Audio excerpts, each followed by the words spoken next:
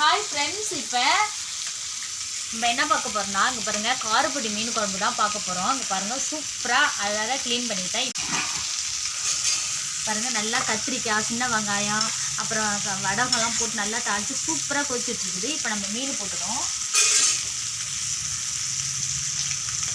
இது பாறை மீனுங்க. பாறை மீன் நல்லா வறுத்து கொடுத்தா சூப்பராக இருக்கும். இங்கே பாருங்கள் மாங்காய், ஒட்டு மாங்காங்க, ஒரு சின்ன குட்டி மாங்காய் தான் இருந்தாலும் மாங்காய் இப்போ ரொம்ப ரேட்டாக இருக்கிறதால வாங்கி நம்ம மீன் குழம்புல போடும்போது சூப்பராக இருக்கும். இங்கே பாருங்கள் எப்போதுமே உப்பு ஜாடி நம்ம க்ளீன் பண்ணி இங்கே பாருங்கள் உப்பு தீர்ந்துட்டுங்க. உப்பு ஜாடி நல்லா கழுவி வெயிலில் வச்சுட்டு இப்போ கொட்டி வைக்கும். எப்போதுமே புளி தீர்ந்துட்டாலும் நான் உடனே அதை சுத்தம் பண்ணிவிட்டு நல்லா க்ளீன் வெயிலில் வச்சு நான் வச்சு விட்ருவேன். இங்கே பாருங்கள் உப்பும் அதேமாரி தான், சால்ட்டு அதுமாரி கல் உப்பும் பாருங்கள் அழகாக மண் செட்டில் வச்சுருக்கோம். சூப்பராக இருக்குங்க. இதேமாரி வைக்கும்போது நமக்கு எல்லா ஃப்ரெஷ்ஷாக நம்ம ஊற்றி கொட்டி வைக்கும்போது நல்லா இருக்கும் உப்பு. இங்கே பாருங்கள் சாதமும் வடிச்சிட்டேங்க.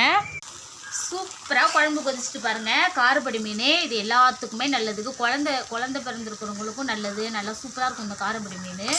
சளிக்கு நல்லது. மிளகு ஜீரகெல்லாம் தட்டி போடும்போது அருமையாக இருக்கும்.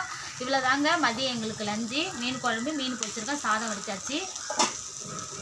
சூப்பராக மதிய சாப்பாடு ரெடி ஆகிட்டு இருக்குதுங்க. காரப்பொடி மீன் குழம்பு தான் கொதிச்சிட்டு இருக்கு. சாதம் வடிச்சாச்சு, மீன் பொரிச்சாச்சு. அப்புறம் உப்பு புளியெல்லாம் நல்லா க்ளீன் பண்ணி கொட்டி வச்சாச்சு. இந்த வீடியோ பிடிச்சிருந்தா லைக் பண்ணுங்கள், ஷேர் பண்ணுங்கள், கமெண்ட் பண்ணுங்கள், சப்ஸ்கிரைப் பண்ணுங்கள். பாய்.